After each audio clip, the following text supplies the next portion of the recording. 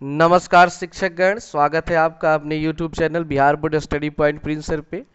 जैसा कि आप लोग जानते हैं कि चाइल्ड डेवलपमेंट एंड पेडागोजी बाल विकास एवं शिक्षा शास्त्र का ये टॉपिक नंबर 23 है, यानी कि लास्ट टॉपिक है।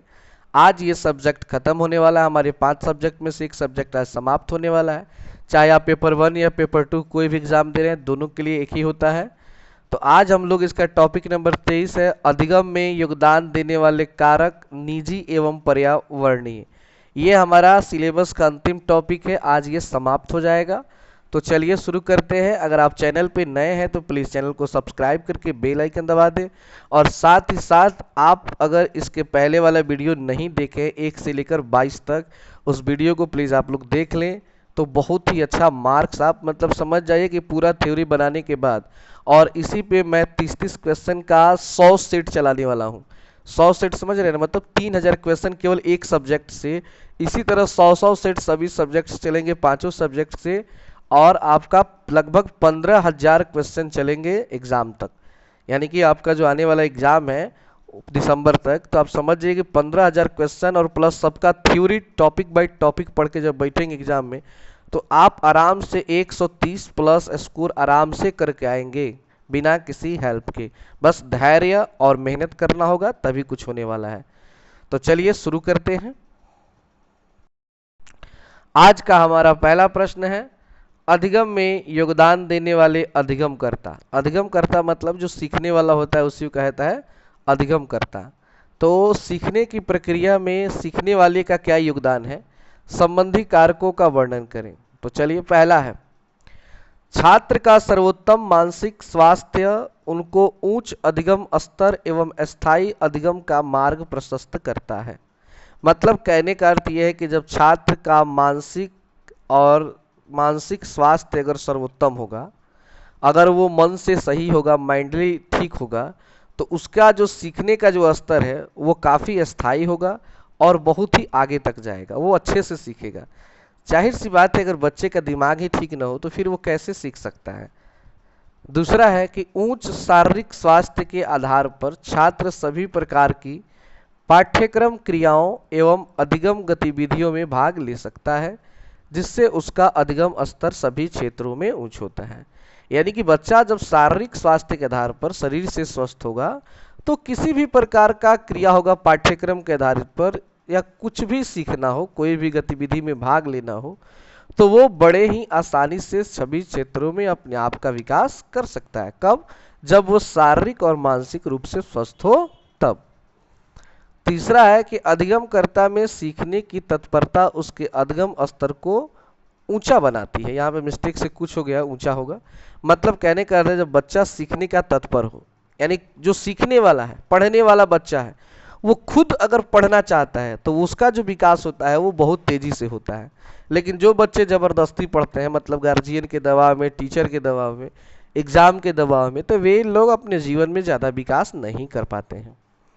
चौथा है कि जिन अधिगमकर्ताओं में अपने कौशल एवं गतिविधियों के अभ्यास एवं पुनरावृत्ति की प्रवृत्ति होती है, उनका अधिगम स्तर उच्च एवं स्थायी होता है। यानी जो बच्चे होते हैं अपने गतिविधियों में बार बार अभ्यास करते हैं, प्रैक्टिस करते हैं, बार बार उसे याद करते हैं, तो उनका अधिगम स्तर अच्छा होता है। नहीं होता है कि कोई सवाल आप बनाए फिर उसको एक बार और पढ़े, जैसे कि अभी आप लोग पढ़ रहे हैं, आप एक बार पढ़ के आप छोड़ दीजिएगा तो ये दिमाग से आपके निकल जाएगा। इसको बार बार आप देखते रहिए, बार बार रिपीट करते रहिए, तब ये आपके दिमाग में रहेगा, तब आपका जो अधिगम स्तर है वो ऊंचे एवं स्थायी होगा।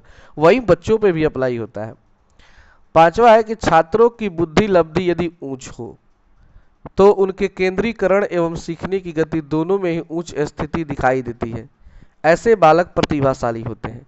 यानी कि जिन बच्चों का जो बुद्धि लब्धि अगर अधिक है, जैसे कि मान लीजिए लगभग 90 से लेकर 110 के बीच जो बुद्धि लब्धि होती है वो सामान्य बच्चे होते हैं, लेकिन 110 के ऊपर जितने बच्चे होंगे वो सब के सब प्रतिभाशाली होते हैं, मतलब दिमाग के तेज होते हैं। तो ये बच्चे जल्द ही अपने आप में विकास कर लेते हैं जिनकी बुद्धि लब्धि अधिक होती है।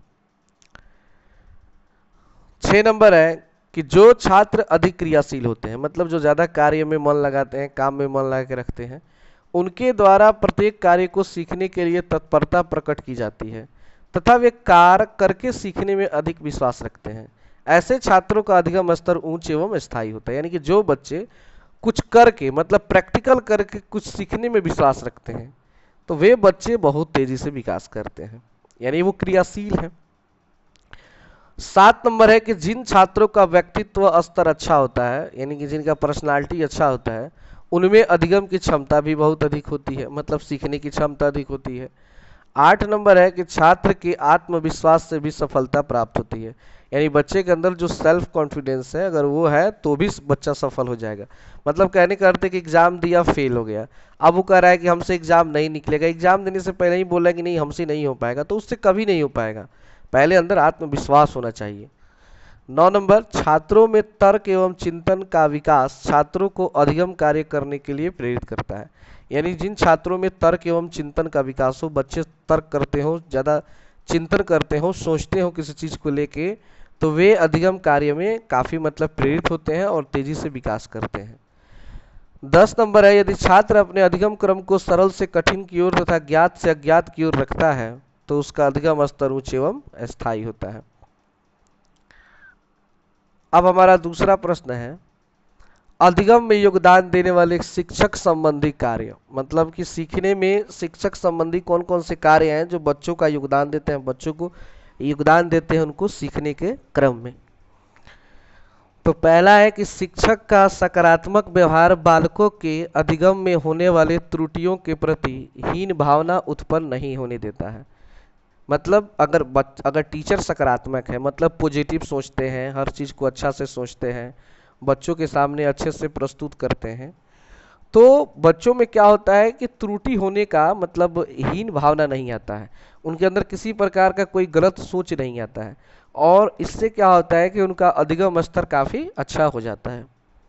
दूसरा है, शिक्षक यदि शारीरिक रूप से पूर्णतः स्वस्थ हो तो अपने प्रदर्शन के द्वारा छात्रों का अधिगम स्तर काफ़ी ऊंचा बना सकता है। अब मान लीजिए शिक्षक है, वो खुद स्वस्थ नहीं है, बीमार है, तो वो कैसे बच्चों को पढ़ा सकता है, वो बच्चों का अधिगम स्तर कैसे बढ़ा सकता है। इसलिए बच्चों का शारीरिक रूप से भी सही रहना जरूरी है, बच्चों के अधिगम स्तर को ऊंचा करने के लिए, बढ़ाने के लिए। तीसरा है कि शिक्षक का मानसिक स्वास्थ्य सही हो तो शिक्षक अपनी संवेग के ऊपर नियंत्रण करके बिना उत्तेजित हुए छात्रों को अधिगम प्रक्रिया में सहयोग करता है। मतलब कहने का अर्थ ये है कि अगर शिक्षक जो है मानसिक स्तर सही है, मतलब तो अपने क्रोध, अपने गुस्सा, हर एक चीज़ पर मतलब कंट्रोल करेगा, और कंट्रोल करके बच्चों को बिना उत्तेजित हुए, मतलब बिना गुस्सा किए, बच्चों को अच्छे से अधिगम में सहयोग कर सकता है। अब मान लीजिए कि शिक्षक बात बात पर गुस्सा हो जाए, बात बात पर घमंड करे, या किसी भी चीज़ को लेके वो तुरंत मतलब उत्तेजित हो जाए, तो वो बच्चों को अधिगम कराने में सफल नहीं हो सकता है। चौथा है कि शिक्षक के सहयोगी के रूप में तथा सुविधादाता के रूप में प्रस्तुत की जाने वाली भूमिका छात्रों के अधिगम स्तर को ऊंचा बनाती है। 5 नंबर है, शिक्षक द्वारा जब नवीन शिक्षण विधियों का प्रयोग किया जाता है, यानी शिक्षक जब पढ़ाने के टाइम में नए नए टेक्निक्स का प्रयोग करते हैं तो छात्रों की शिक्षण अधिगम प्रक्रिया में पूर्ण सहभागिता प्राप्त होती है, तो सभी छात्र उस शिक्षक का साथ देते हैं उस तरीके को सफल बनाने में, जिससे छात्रों का अधिगम स्तर ऊंच हो जाता है। 6 नंबर है कि शिक्षक का यह कर्तव्य है कि वह अपना संपूर्ण प्रयास बालकों की अधिगम प्रक्रिया को प्रभावी बनाने के लिए करे। मतलब एक शिक्षक को हमेशा यह प्रयास करते रहना चाहिए कि अधिगम प्रक्रिया प्रभावी हो, बच्चे अधिक से अधिक सीखें, उसके लिए उसका अपना पूरा प्रयास करना चाहिए। 7 नंबर है कि शिक्षक अपने विषय से संबंधित सही प्रकार की जिज्ञासाओं को शांत करता है तथा अन्य विषयों से बच्चों को संबंध स्थापित करने में सहायता करता है। 8 नंबर है कि शिक्षक का दार्शनिक दृष्टिकोण, आदर्शवादिता एवं नैतिकता के आधार पर समर्पण भाव छात्रों को सर्वांगीण विकास के लिए कार्य करने के लिए प्रेरित करता है। 9 नंबर है, शिक्षक द्वारा मनोवैज्ञानिक सिद्धांतों के आधार पर छात्रों के लिए शिक्षण अधिगम प्रक्रिया उपलब्ध कराई जाती है, जिससे छात्रों की इसमें संलग्नता एवं सहभागिता होती है। और 10 नंबर है, प्रभावी शिक्षण अधिगम प्रक्रिया के लिए सर्वप्रथम प्रकरण का चयन करते हुए पाठ्य योजना तैयार की जाती है, जिससे क्रमबद्ध एवं संगठित रूप में अधिगम संपन्न होता है। मतलब लेसन प्लान तैयार कीजिए कि आज क्लास में आप क्या पढ़ाने वाले हैं, किस टॉपिक पढ़ाने वाले हैं, और उसके हिसाब से जब आप बच्चों को पढ़ाएंगे तो आप काफ़ी अच्छे से पढ़ाएंगे और बच्चे अच्छे से आपसे सीख भी पाएंगे। और आज इस टॉपिक और इस सब्जेक्ट का लास्ट क्वेश्चन है, ये लास्ट थ्योरी है। पहला क्वेश्चन है, पर्यावरण संबंधी कारकों का अधिगम में योगदान लिखें। मतलब पर्यावरण का क्या योगदान है बच्चों को सीखने में। तो पहला है, परिवार का वातावरण यदि शांत एवं सहयोगी रूप में हो तो बालक का शारीरिक एवं मानसिक विकास सर्वोत्तम रूप से होता है, जिससे छात्रों को अधिगम करने में आसानी होती है। मतलब कि बच्चे का अगर परिवार शांत है, वहाँ का आसपास का वातावरण शांत है, जहाँ पे किसी प्रकार का कोई झगड़ा कोलाहल कुछ भी नहीं है, तो बच्चा अपना शारीरिक हो या मानसिक सभी रूपों में अच्छा से अपना विकास करता है और वो अच्छे से सीखता भी है। दूसरा है कि अभिभावक अपने बालक को स्वतंत्रता एवं सृजनात्मक वातावरण प्रदान करते हैं, इसके साथ साथ उनकी त्रुटियों को सकारात्मक रूप से स्वीकार करते हैं, तो बालक का अधिगम स्तर काफ़ी ऊंच होता है।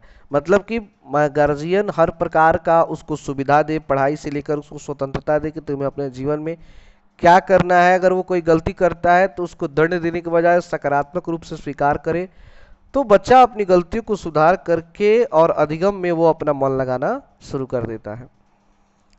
तीसरा है कि समाज का वातावरण शिक्षित एवं शांतिपूर्ण ढंग का होता है, तो समाज में सहयोग, प्रेम एवं सहभागिता की भावना होती है, जिससे छात्रों का अधिगम स्तर काफी ऊंचा होता है। 4 नंबर है कि छात्र परिवार से निकलकर पड़ोस में अपनी गतिविधियों को संपन्न करता है। सबको ही जानता है कि बच्चे जब घर से निकलते हैं तो अपने पड़ोस में जाते हैं, वहाँ पे जो भी मतलब खेलना कूदना होता है तो करते हैं। यदि पड़ोस का वातावरण वैज्ञानिक दृष्टिकोण से सही हो तो उस स्थिति में भी बच्चे का अधिगम स्तर ऊंच हो जाता है। और जिस वातावरण में खेलता है, जिन बच्चों के साथ खेलता है, अगर वो बच्चे अच्छे हैं, अगर वातावरण अच्छा है, तो उसकी सीखने की प्रक्रिया भी अच्छी होगी। 5 नंबर है कि कक्ष का वातावरण, विद्यालय का वातावरण संपूर्ण स्वतंत्र पूर्ण एवं शैक्षिक रूप में हो तो बच्चे का अधिगम स्तर ऊंच हो जाता है। 6 नंबर है कि कक्ष एवं विद्यालय में प्रवेश करते ही छात्रों को शैक्षिक वातावरण का अनुभव होता है, तो छात्रों की अधिगम प्रक्रिया सफलता के साथ संपन्न होती है। यानी कि मान लीजिए कि बच्चा स्कूल में प्रवेश किया और वहाँ पे प्रवेश करते ही वहाँ का माहौल उसको लगता है कि नहीं, यहाँ पढ़ाई का केंद्र है, यहाँ पे पढ़ाई मेरी अच्छी से हो सकती है। अगर उसके मन में ये बात आ गई तो समझ जाइए कि बच्चा काफ़ी अच्छे से सीखेगा। 7 नंबर है कि विद्यालय में जब प्रयोगशाला के आधार पर बच्चों को शिक्षित किया जाता है, मतलब प्रैक्टिकल करवा के, तो बच्चों का अधिगम स्तर बहुत शानदार हो जाता है। 8 नंबर है, विद्यालय एवं कक्ष का वातावरण यदि तर्क एवं चिंतन का विकास करने वाला होता है तब भी बालक का अधिगम स्तर शानदार होता है। मतलब क्लास में जब बच्चे तर्क करते हैं, सवाल पूछते हैं, तो वहाँ पे भी अच्छे से बच्चे का विकास हो सकता है। तो इस तरह आज का हमारा ये सब्जेक्ट और टॉपिक समाप्त होता है। फिर मिलते हैं हम एक नए टेस्ट सीरीज में। हमारे 100 टेस्ट सीरीज चलने वाले हैं इस सब्जेक्ट से केवल। तो उस टेस्ट सीरीज को देखने के लिए पहले आप लोग पूरा ये थ्योरी समझ ले, तो उसमें का सवाल आप लोग काफ़ी से अच्छे से बनाएंगे। तो चलिए फिर मिलते हैं टेस्ट सीरीज में, तब तक के लिए धन्यवाद।